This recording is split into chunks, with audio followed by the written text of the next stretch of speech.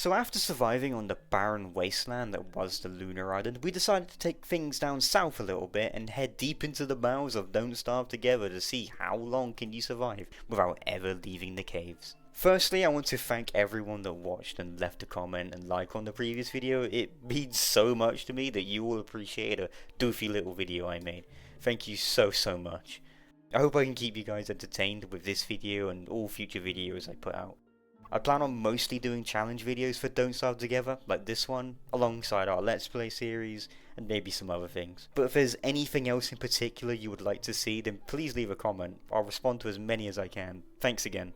Let me just say this now, this challenge was hell. It took us several attempts before actually getting a foothold on this run. You see, the caves in Don't Starve Together are not the most idyllic places in the game. You constantly suffer a sanity loss due to darkness, most basic materials are sparse and separated by large expanses of nothingness, and food isn't the easiest thing to come by. Oh, and let's not forget the darkness. Enough waffle then, what are the rules? Much like the previous challenge, we are to use console commands to get ourselves to the caves as soon as the world starts, spawning a pickaxe to break the boulder plugging the entrance, and after that, dropping the pickaxe and only taking inside items the characters themselves spawned with. Then we have to survive as long as possible down there, never leaving. Other than that, default world generations like always, and only UI mods. Unlike other videos, our goal isn't to rush ruins or have any particular goal in mind. We're just going to find out if you can forge a sustainable life down there. So, here's how it went.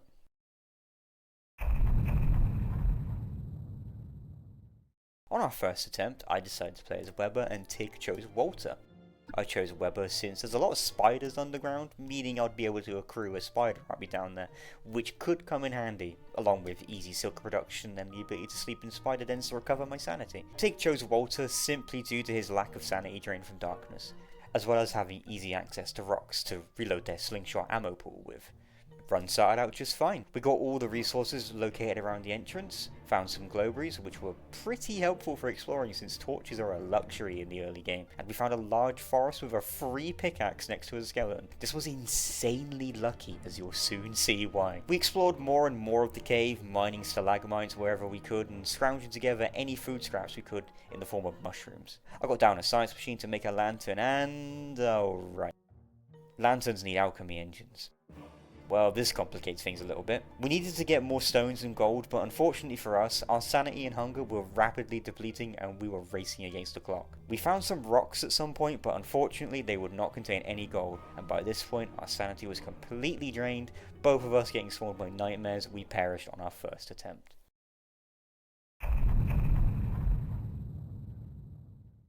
Attempt 2. We chose the same characters and started off the same as last time, but we had no sticks. So even making torches was impossible. We had to just brave it into a nearby mushroom forest without any light and look for something, anything that could help us. We found that in the form of a swamp biome. I completely forgot these things spawn underground. I picked some bramble bushes for twigs right before finding normal saplings. Great. We finally made torches and headed deeper into the subterranean swamp and found some spiders getting massacred by tentacles. Good stuff. Free meat for me and the silk will come in very handy. Unfortunately, I did get clipped by a tentacle at one point, and before you knew it, I was insane again. You see, Weber has a very low sanity pool of only 100. This means he's going to go insane very quick, but also go sane very quick. You're probably wondering, hey Ash, why not just pick some green caps or chop some green mush trees to get your sanity back up? That would have been a great idea if we could get logs. Flint doesn't seem to naturally appear on the ground in caves in most biomes, so our only hope was to be lucky like on attempt 1 and find a pickaxe, or wait until an earthquake can bless us with at least 2 flint to make a pickaxe. Yeah, this run died with a whimper. We never got any flint and both died to a combined goal of insanity and hunger.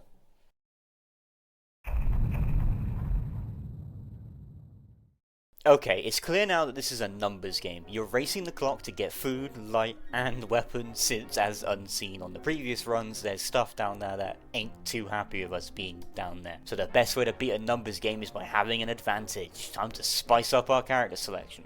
I went with Wartox this time. Teleporting can be very useful in general, but especially so in caves, with being able to cross large gaps and escape deadly chases. But most of all, being able to eat souls instead of already hard to find mortal food is a massive benefit. Tig went with Maxwell. I know, don't worry, it's a much better choice for this video than the last one. Using his shadow minions, we can skip the whole rush to find flint aspect and just get the materials we need for an alchemy engine ASAP. Plus his sanity regen means he'll never have to worry about going insane.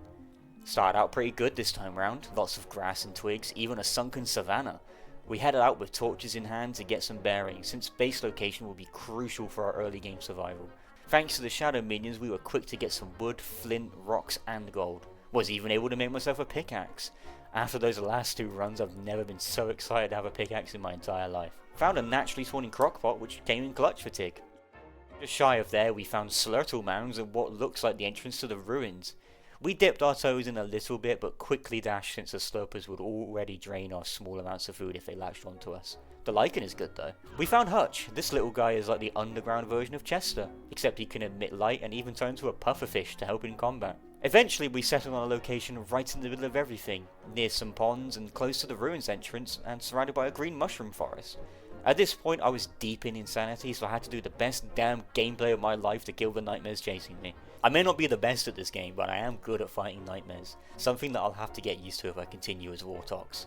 Got our alchemy engine down whilst Tig planted a forest. We then finally made some lanterns. 3 days it took of us just dancing between torches, mushrooms and Hutch. I irresponsibly made a pitchfork and started to decorate the base, despite us suffering from food issues. Look, decor comes first, okay? We headed into a nearby guano biome to fight bats. This would be my main source of food for the time being, as they're really easy to kill and get lots of souls from. At this point I just banked on eating souls and fighting nightmares. It's no big deal to me. Tig was barely scraping by however on what little carrots we found, and the few meat scraps that the bats dropped wouldn't be enough. We needed to find some renewable food sources and fast. We decided to fight a big tentacle at one point because why not? Could drop some cool stuff. They don't really hurt that much and with shadow duelists fall pretty quickly. I got a tentacle spike from it, and on the other side, since once you defeat a tentacle it turns into a wormhole kind of thing, was a bunny village. So we pillaged it for all we could before dashing back the way we came, right before I almost got turned into carrot cake. Yeah, as Wartox, bunnymen will attack me on sight. Gotta be more careful about that. On day 5 I spent most of my time digging up grass tufts and saplings to move them closer to my base. We can't afford to travel so far to get basic materials all the time, so getting them closer was an urgency. Thankfully, due to bats and a lucky set piece spawn earlier, we had plenty of fertilizer to revitalize the grass. I fought my inner and outer demons whilst Tig went and got some charcoal so we could make a crockpot. This was more for Tig since I live on a strictly soul-based diet, but would be helpful nonetheless, letting us turn usually inedible red mushrooms and monster meat into something better. That about wraps up our first week. So far this was looking pretty okay. After resourcing and exploring a little bit on day 7, on day 8 we went to have another crack at the ruins and maybe grab some lichen to whack together some crockpot dishes. One thing you'll notice is that I'm pretty much always going to be insane, so pardon me if I rarely comment on it. It's just part of your life if you play Wartox a bunch, especially so when underground. Tig had an intimate moment with a slurper before we quickly dealt with them. They're probably one of the easiest monsters to deal with down here with their easy to dodge attacks and low HP pools. The hunger draining effect from them isn't the biggest worry either, since you can just take them off right away. We wouldn't have been so worried about them earlier if we knew that. As we were about to head deeper into the ruins, we heard the noise you never want to hear when underground. The deep groans and shuffling earths of a worm attack. You see, in case you didn't know, unlike on the surface, hounds cannot spawn down here on scheduled attacks, and instead you're privy to these guys. They hit way harder, have a whopping 900 hit points, and are immune to most forms of crowd control. But not shadow prisons. With Tig's duelists and my heals, we were able to kill them with relative ease. They drop lots of monster meat and a full strength glowberry. They'll only pick up in intensity as time goes on, so we gotta use the grace period we've been given whilst we still have it. I wanted to take a chance at fighting some slurtles. Wait, is it slurtles? To get a chance at their armor. But at our current point in time, it's not worth dealing with getting mobbed by these guys, so we just headed back home. On day 9, we did some more resourcing since the grass tufts and sapling regrew, and Tig chopped down their massive forest that they planted. We hope to find some tree guards, but we have no idea if they can spawn underground. It's literally not documented anywhere on the internet. Unbeknownst to us at the time, there is a better way of getting living logs down here, however. I plopped down some chests to store all our materials before heading out to uncover more of this deep, dark world that we live in. We found some rock lobsters. These guys can be tamed with rocks and can be helpful with dealing with worm attacks. I didn't really want to deal with them right now though, so I just fed one and we kept exploring. We found this huge lug chained up. Pretty sure he's the newest boss. I've never fought him, and right now we got better things to worry about. Maybe another time. Our main goal for this trip was to find spiders. Normal spiders, not those weird subterranean freaks. We wanted their silk and the potential to move a den or two closer to our base for ease of access to souls and monster meat. We also mainly wanted their silk to make fishing rods to fish in the abundant lakes that we live near. After around 2 days of exploring, we found some. Sadly, none of the dens were tier 3 yet, so we just killed as many spiders as we could for the time being. And oh look, that rock lobster is still following us. He helped us out before we headed back with our spoils. At least we know it's here for the future. On the way home, I wanted to grab some rabbits. These poor guys get dislodged from the ceiling randomly during earthquakes. I wanted them so we could make a prestidigitator and see about maybe dabbling in some magic. Unfortunately, we didn't get enough silk for a top hat, so I just released them into the mushroom forest around our base to catch them when we needed them. On day 14, we decided to do a spot of fishing. Usually in my vanilla games, I'll always do a bit of cave fishing in the summer. Eels are a great food source and are worth 5 gold nuggets each to the Pig King. But this time around we just wanted the eels for food and souls, since murdering an eel in your inventory will give you a soul if you're Wartox. I never knew that. This was great. We found a reliable food source for both of us. All we needed was a good way of getting lots of silk to make more fishing rods. We headed back to camp right as another worm attack happened. This one was a bit trickier due to their large numbers, but the shadow prisons and duelists shredded them. Maybe this ain't going to be so bad after all. They seemed easier than hounds with this setup. Following that high, we wanted yet another go at the ruins. Here's how it went. Yeah. Hutch. Oh, they're going to kill Hutch. Hutch is dead. Yeah, nah, maybe another time. Gotta be wary of the nightmare cycle if we want to mess with that anytime soon. Instead, we decided to check on the spiders. There was a tier 3 den deeper inside, but we couldn't cut through the onslaught and instead just took what we could and got out of there as quick as we arrived. More silk meant more fishing rods, and we even got enough for a top hat. I collected the rabbits we released earlier, since now we could make a prestidigitator. Well, technically speaking, a prestidigitator. Wasn't much we could do with it for now, but it will help us make a shadow manipulator and other magical stuff later on down the line. On day 19 I learned that pigmen could spawn underground, as in leave their houses, so I went to the nearest touchstone to smash up the effigies to turn them into housing. Honestly, I thought pigskin was a finite resource since I assumed pigmen wouldn't ever leave their houses underground, but apparently they totally will. Got those houses down a decent distance away since I didn't want pigmen wandering into our base and punching my lights out mid-crafting. After that we signed autumn off, leading us into... It's winter. That didn't take too long and wasn't too hard, but now we'll see how things really go. If you made it this far into the video, then thank you so much. If you got any ideas of other videos you'd love to see, then drop them down below. Thanks again. Since winter in the caves is kinda just the same as winter on the surface, sans the deerclops, don't worry, we ain't spawning her this time. Maybe on a future cave run? Winky face? We decided to do some more exploring. Our goal was to find the lunar mushroom forest, since it only occurred to us now that that place might be worth visiting. Heading to the only blue mushroom forest we could find on the map gave us no results, so we paid a visit to our spider friends. This time though, it was a plump tier 3 den just waiting to be nicked, so with a little bit of combat and finesse we were able to grab the den needed to place closer to our base. Awesome! We headed on back to get this home. Sure, we could have gotten more, but we were starting to get cold. Really cold. Thanks to Tig, we now have some absolutely styling wizard hats courtesy of the Maxwell refresh as we face another worm raid. Again, this one wasn't too hard to deal with. A few bites there, some scratches here, but nothing Warthogs can't heal. On day 24 we made use of those pig houses I made by converting them into werepigs. This is a good way of getting good meat and pigskin. In hindsight I should have made some handbats, but we wanted to ration the pigskin to make umbrellas since it can rain down here during the winter, which will make us freeze twice as fast. The next day I headed deeper into the mushroom forest that surrounded our base. I always assumed it was a dead end, but clearly not. It led us right into a swamp biome with spiders. So glad to know we had spiders right next to us this entire time. Ah well, reeds could be good for night armor once we get a shadow manipulator. One issue we're going to face is that there's already a low amount of grass available. Gee, where have I heard that before? And since it's winter, none of it will regrow. We had to ration what little grass we had, which wasn't easy since we needed grass for our weapons and armor as well. With me being constantly insane and draining our spears, we needed to find a way to keep finding grass. So for the next few days we kept exploring the caves biome by biome, grabbing any and all grass we could find. Unfortunately, we got caught on the bad side of a bunny village while running home to get warmth. I was able to tactfully dodge past them, but since Tig forgot that bunny men aggro onto anyone with meat, they got caught unaware and absolutely massacred. But don't worry, we had a touchstone near our base, so Tig used that to revive whilst I escorted them back to get their stuff. I think overall what we're going to do on these videos is that if we both die at the same time, it's game over, since otherwise with our masterful gaming skills we could potentially survive forever. But also because it adds more flavour. Case in point, I was on 40 odd HP during all that mess, so it could have ended right there and then. Dramatic. I caught some more eels to get my souls back up since, well, just look at my stats right now, right before we continued exploring. It started raining. This ain't good since we have no umbrellas or any other kind of water-based clothing.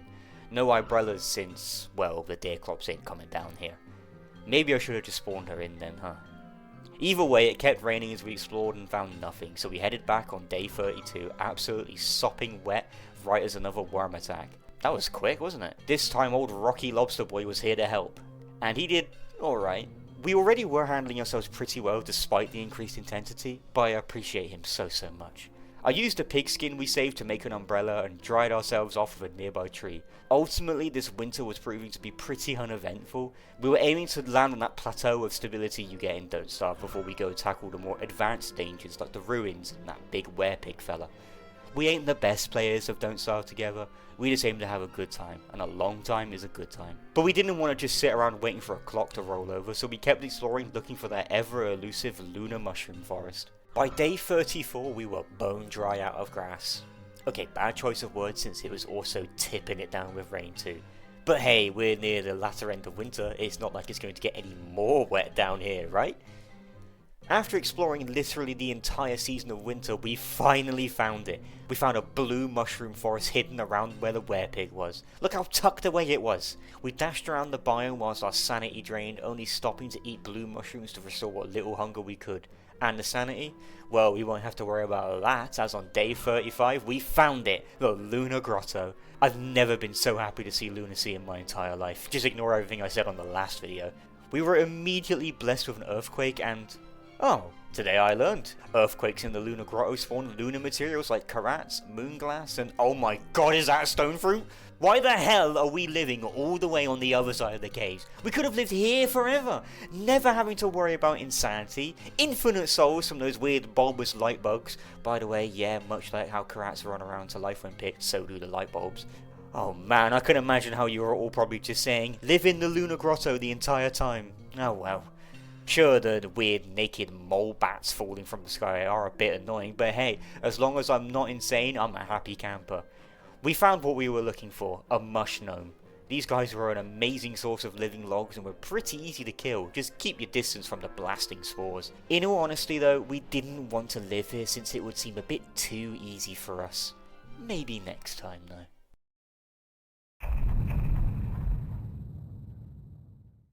Oh right, it's spring. It's hard to keep track of stuff like days and seasons under here, but nice. We shouldn't have to deal with the cold anymore, so much as it doesn't start torrentially tipping it down under here. We decided to have a little peek in the inner archive, mainly to get a buttload of rocks and flint from the boulders blocking the entrance. We looked around on the inside for a little bit, said hello to the adorable little moth guys before bouncing. We didn't really have anything to do here at the time being, and I was also getting chased by like 2 shadow monsters. Heading back home over day 37, it started to rain. Yeah, this was bound to happen. Even being several hundred feet underground won't make you immune to the spring showers. This will be a bit tricky to deal with since we can't use a lantern and an umbrella at the same time, and even then, our umbrellas were not enough to keep us completely dry. We needed something more. We arrived back and started to do some resourcing. The grass and twigs were finally growing again, so now would be the best time to stock up on them. Tig started to work on their forest and... oh, Well, there you have it. It looks like tree guards can spawn underground. 2 of them, in fact. We danced with them for a bit and killed them. These living logs would be amazing now that we can make a shadow manipulator. I spent, no joke, about 15 minutes looking for my backpack. I swear I couldn't find it. Turns out it was right there, next to the science machine. We had to literally review the footage in post for me to be able to find it. God, I'm an idiot. After picking up my stupid backpack, I made a shadow manipulator. Now we can make the big boy gear. On day 40, I headed on over to the nearby swamp biome to grab a bunch of reeds to make into paper and then into knight armor.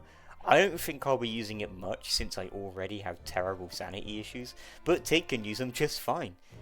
There was a lot of spiders to worry about, but thankfully using my teleport I was able to outplay them and even grab a pair of tentacle spikes. On day 41, we cleaned up an extra tree guard that planted itself in our base right before yet another worm attack. These things are much more common than hound attacks as the days grow later, but again, nothing we can't handle. We had to dry ourselves up near a tree we planted right in our base since the rain was becoming an issue. I already had such little downtime between killing nightmares. All this rain was going to make that downtime even shorter. Sure, I'm decent at fighting them and the nightmare fuel is really useful, but it's going to start to become a bigger drain on me. We wanted to do another ruins run. Doing this during spring underground is a really terrible idea, but we still wanted to do it anyway since there wasn't really much else we could do really other than just explore. Instead of going in right away since the nightmare cycle was waxing, we wanted to fight the Snurtle/Slurtle, so that sweet Shelmet. I did get a snail armor, but unfortunately we didn't get any Shelmets. Didn't help that Maxwell shadows will continue to attack the Slurtles even when they're hiding in their shell, so it wasn't the most practical way of dealing with them, since they have, oh my god, 1200 HP? Why? Following that day, we decided to survey the ruins a little bit and try to find the entrance to the ruins proper. It ended up like our last ruins run as we were being chased by like 1,000 monkeys and some nightmares. This was really not good. We should have taken this way slower. Instead, we let ourselves get mobbed. After mapping out where I think the ruins may be, we had to run back home since we'll never get a moment to get these guys off of us in the ruins. I got home on day 44 with the little rotters still in tow. I never thought they left the ruins, but hey, they totally do. I ran in circles around our base for a bit too long until Tig caught up with me so they could use their shadow prison on the monkeys and murder them whilst I killed the nightmares still chasing me. This whole always being insane aspect is really becoming annoying. I had to resort to killing the moles around our base for sustenance. A problem with living down here that I'm noticing is that there's always something to do, and whilst that may not be a bad thing, it means that getting on the previously mentioned plateau of stability is a constant uphill battle. Case in point, a reliable food source isn't as easy as growing crops or finding berry bushes without moving them from upstairs, which we locked ourselves off from. Even one bird, or heck, even one seed would have gone a long way. Sure, we could fish in the ponds, but then we'd need to get silk, and that wasn't easy to get in big amounts, and took a while. I went to harvest some grass, and oh look, even grass geckos can spawn down here. Learning so much about this game during this challenge. I don't know if this is a good or bad thing. Since they could probably get killed, I'm gonna chalk it up as a bad thing. You may have noticed our straw hats. These are enough to keep us dry when combined with an umbrella, but it still wasn't the best way of dealing with the rain. Had to do some more eel fishing because, again, look at my stats. I miss not having to worry about all 3 of my stats at once. This challenge is a doozy. As day 46 blessed us, we did what we could do to recuperate ourselves, armed ourselves to the teeth with what little materials we could afford to spare, and Tig made dishes and dishes of food, and I didn't get any souls. I assumed since we'd be killing spelunkies would have plenty of souls. We made our way to the entrance and slowly started dipping our toes in, inch by inch, killing monkeys as they got closer, even smashing up a couple fuel site walls to get fragments. Unfortunately, it was absolutely hammering it down with rain. Even our hats plus umbrellas were not enough to keep us dry, and in turn, sane. Didn't also help we got mobbed by poop flinging monkeys at one point, which even drove Tig insane. This wasn't going well. We needed to get out of here, now. But before we left, I managed to find the entrance to the ruins proper. This would be great for the future, now we wouldn't need to mess around with monkeys on our next incursion. Unfortunately though, as Tig was making their way out, the nightmare cycle started back up and they got cornered and died on the way home. Not good. Another sanity drain to worry about for me and a particularly nasty corpse run for Tig. The touchstone wasn't active for Tig, so I had to make a life-giving amulet so they could revive. I thought, you guessed it, more nightmares before we irresponsibly decided to head back in so Tig can get their stuff. It wasn't too deep in, so it would be fine, right? Tay got their stuff back just fine, but the nightmare cycle revved up once again, pouring shadow monkeys out of the darkness towards us as we dashed our way home. We couldn't do this during spring. The sanity issues I already have are made 10 times worse thanks to this rain. We needed to get home and just wait out this weather. The ruins will have to wait until summer. But unfortunately for us, I had way too many nightmares chasing me from the fissures, and take out a whole army of monkeys and insanity to deal with. I struggled to find a way to freedom since I couldn't even get a second to open my map. I took stupid damage after stupid damage, and with no souls, no way of healing, I walked right into a crawling horror, cutting my damp, miserable life short. I went over to the touchstone to revive, waiting for Tig's light so I wouldn't instantly die to darkness upon reviving, but that marks that. We were both dead. As per the rules I made up like 15 minutes ago, the run was officially over. We could only survive 49 days down here. We know we could have done better, but I'm still proud of how far we made it without ever seeing raw daylight for almost 50 days. Our goal was a year, and if we weren't so stubborn, more patient, and a little bit more skillful, we would have gotten that bag. I think it's safe to say though, yes, you can definitely survive a long time down here, but could we? Nah, unfortunately not. For now, at least. I do want to attempt this challenge again, and I will recommend you guys go out and attempt this. It's a great spin and it makes you appreciate all the little things you usually take for granted, like a random berry bush, a bunch of grass, and heck, even daylight itself. I'm sorry if you're disappointed with our performance. We wanted to give you guys a pure 100% real run of this. We could have rolled back at any point or only recorded a winning run, but we wanted to show you guys what we're really like. So in 100 odd videos down the line from now you can see how we grew. But like I said, we will do this challenge again. With different characters too. Maybe even live stream it. Let me know if you'd want that. Thank you so much from the bottom of my heart if you made it this far. Your views and continued support have been nothing short of amazing, and I hope you'll stick around for whatever I come up with next. But for now, I need to lay down, in the sun. Thanks for watching, you're all wonderful and I love all of you.